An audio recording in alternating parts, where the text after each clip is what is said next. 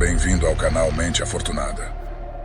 Hoje, você assistirá a uma famosa entrevista com o autor de um dos maiores best-sellers do mundo, Robert Kiyosaki, cujo famoso livro, Pai Rico, Pai Pobre, influenciou milhares de pessoas a mudarem suas mentalidades a respeito do dinheiro e de como obter riqueza da maneira mais inteligente.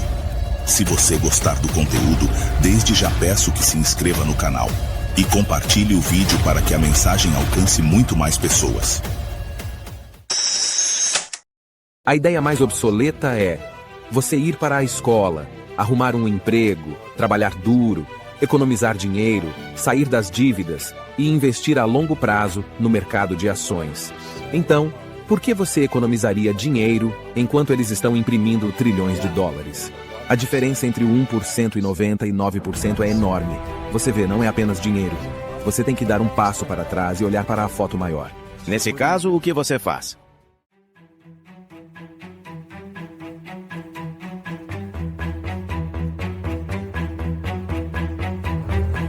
Em cada um de nós há uma pessoa pobre. Ainda tem um pobre dentro de mim. Há também uma pessoa de classe média na classe média. E as pessoas querem segurança.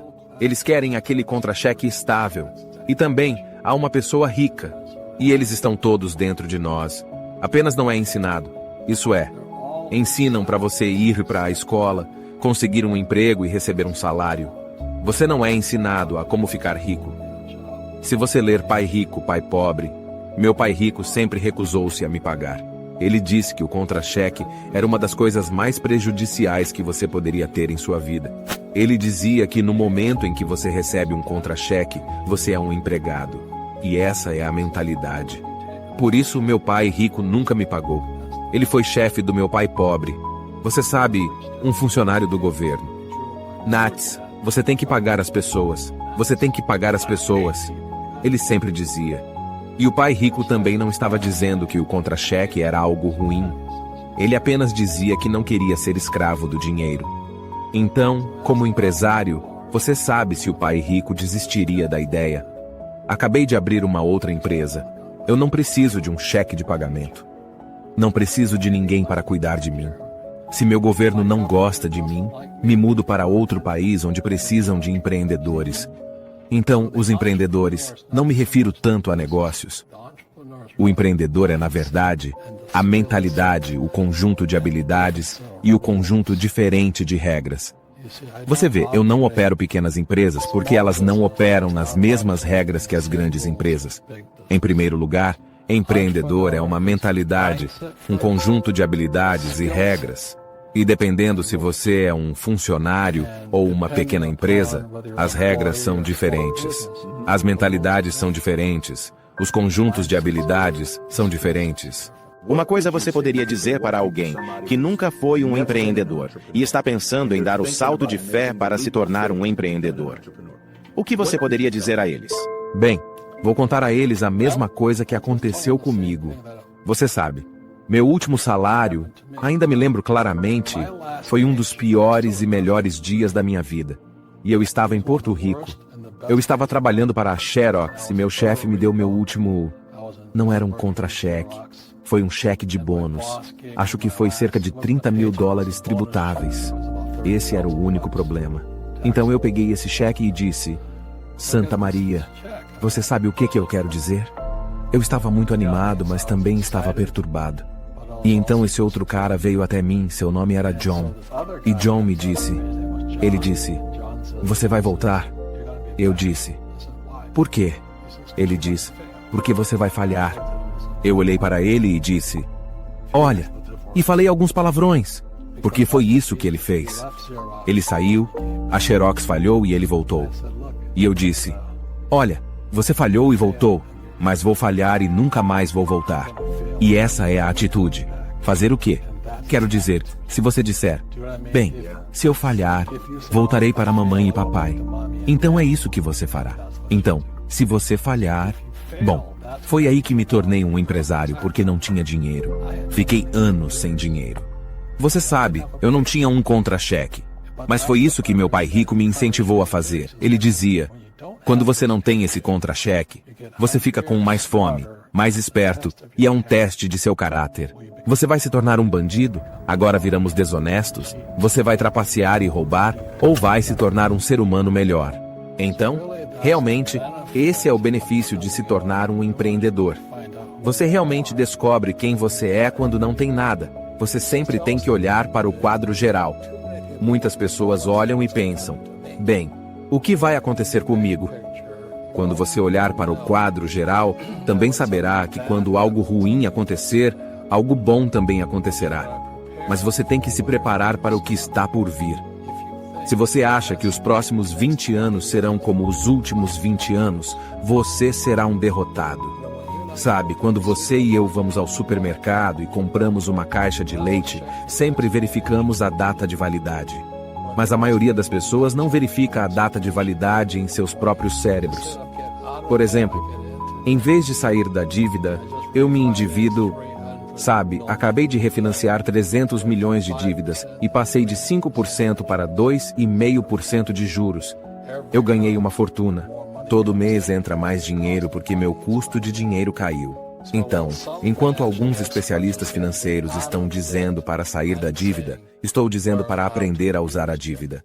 Assim, quando voltei do Vietnã em janeiro de 73, a primeira coisa que meu pai rico me orientou foi que eu fosse à escola para aprender a investir em imóveis.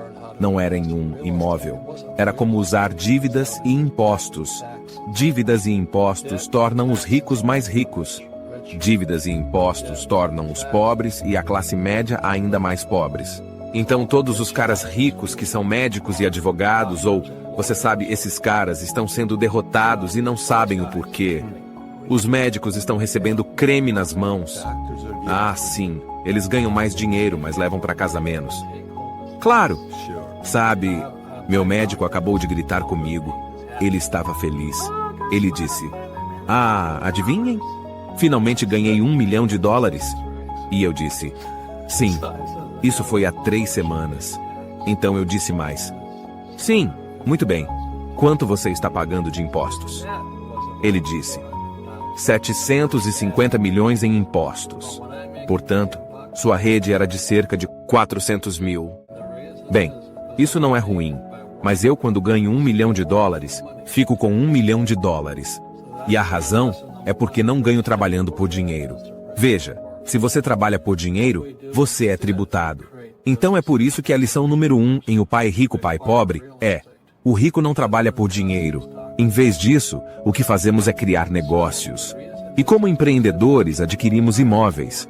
Eu não invisto no mercado de ações. O motivo é que, como empreendedor, tenho mais controle sobre minha renda. Quanto ganho e quanto pago de impostos. E como sou empresário e também investidor em imóveis, pago 0 de impostos. Então, toda vez que ganho, digamos, $1 milhão como empreendedor, imediatamente invisto esse 1 milhão em imóveis e tenho um aumento de 4 para 1. Veja bem, eu coloquei 1 milhão em imóveis e recebo 4 milhões em empréstimo do banco. É por isso que eu amo bancos. Mas os bancos estão ferrando todo mundo também. Você sabe, terrível, mas é bom para mim. É por isso que você diz que quando você, como um banco, imprime dinheiro, é bom para você. Mas também quando você imprime, é ruim para as pessoas que trabalham por dinheiro. Porque quando você imprime, os investidores da poupança ficam encrencados e as pessoas que trabalham por dinheiro também. Mas por outro lado, quando eles imprimem, devedores também ficam mais ricos. Você vê dívidas e impostos tornarem os ricos ainda mais ricos e dívidas e impostos tornarem os pobres e a classe média ainda mais pobres. Quando temos ideias obsoletas, obtemos resultados obsoletos.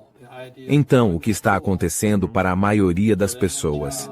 A ideia de frequentar a escola, conseguir um emprego, trabalhar duro, economizar dinheiro, sair das dívidas, comprar sua casa porque é um ativo e investir a longo prazo é obsoleta. O mundo mudou. O mundo mudou em 1971, quando o presidente Nixon nos tirou do padrão ouro e o dinheiro se tornou uma dívida. E se nos livrarmos da escola? Então o que aconteceria? Seria melhor se não tivéssemos nenhum sistema educacional? Não, eu estou dizendo que a educação é muito importante. Mas antes de ficar obsoleta, você sabe, há a lei de Moore. A lei de Moore, que afirma que a informação dobra a cada 18 meses. Em outras palavras, tudo está obsoleto após 18 meses. Portanto, este é apenas um fenômeno novo. Quer dizer, quando você sai da escola, você já está obsoleto. E é por isso que eu sou o velho, sabe? Eu conheço meus amigos que estudaram em Harvard. Eu fui para Harvard e eu disse... Sim, isso foi há quanto tempo? 50 anos atrás. Hoje os bancos estão cobrando juros para economizar dinheiro. Em outras palavras, os bancos não querem seu dinheiro porque eles já o imprimem demais. E é por isso que são bolhas e ações, e bolhas e imóveis. E tudo isso, as pessoas estão jogando fora o seu dinheiro porque, como eu disse, aqui os poupadores são os perdedores, e o dinheiro é lixo. E mesmo assim, as pessoas querem um emprego bem remunerado.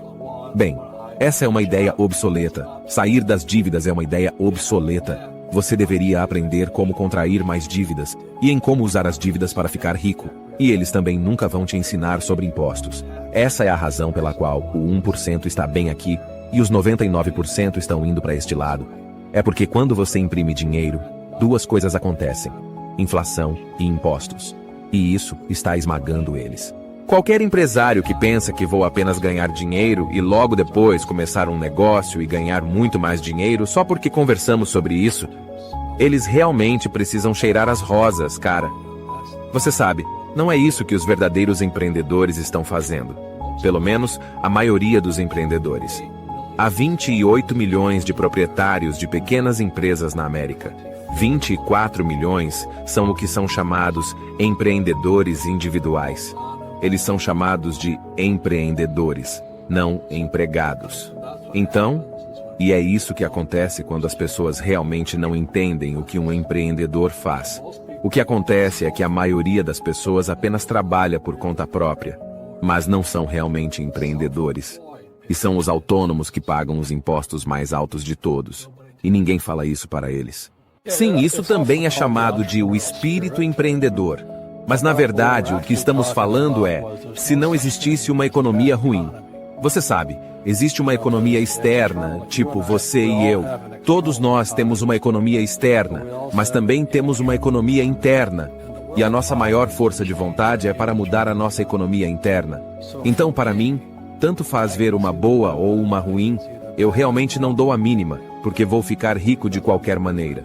Mas uma pessoa pobre com uma economia pessoal ruim, tudo o que conseguirá ver é uma economia ruim, porque eles não sabem como ganhar dinheiro em nenhuma economia. E uma pessoa de classe média, eles vão ter sempre uma economia de classe média. Sabe, o que eles querem? É uma boa casa, um salário fixo, um emprego e um carro. E então, quando você tira o emprego deles, o que acontece é um desastre. Bem, e quanto ao empresário, já que ele não tem emprego, de qualquer maneira, isso não é grande coisa. Portanto, tudo o que estou dizendo às pessoas é o que Bucky Fuller me ensinou, que existem sempre dois lados. Você sabe o que eu quero dizer. Você sabe usar o plural. São no mínimo dois. Então, se você acha que a economia está ruim, é porque sua economia está ruim. Se você acha que o emprego estável é importante, então você verá uma economia sem empregos. Sua economia interna versus a economia externa. Onde você controla versus onde você não pode controlar. Eu posso controlar isso. Sim, isso é chamado de foco interno versus foco externo. Portanto, o verdadeiro empreendedor tem um foco interno que, se cair, diz: "Ah, isso é bom porque agora vou subir mais alto." Você sabe, a pessoa média vai cair e dizer coisas como: "Oh, vou tomar um pouco de Prozac." Ou, "Alguém cometeu erros." Todos os erros. Ou, "Erros não importam." Ou, "Erros importam." Isso significa que você não sabia de alguma coisa. Mas um verdadeiro empreendedor, quer caia, quer vá embora, sempre pode subir. Eles podem se levantar e ir mais alto. Não importa o que aconteça com eles. Eles ficam mais fortes, melhores, mais inteligentes e mais felizes. Mas a pessoa com uma mentalidade interna fraca é que tem muito medo de tudo o que acontece. E geralmente acontece, como você sabe, as pessoas têm medo de perder seus empregos. E elas geralmente perdem seus empregos. Você sabe o que quero dizer? Sim, sem dúvida. Então significa que tudo passa por você. Sim. Então o primeiro emprego do empreendedor é um controle de si mesmo. Aqui de dentro.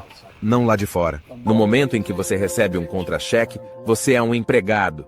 Você tem que ser mais forte do que isso. É tudo sobre o controle interno.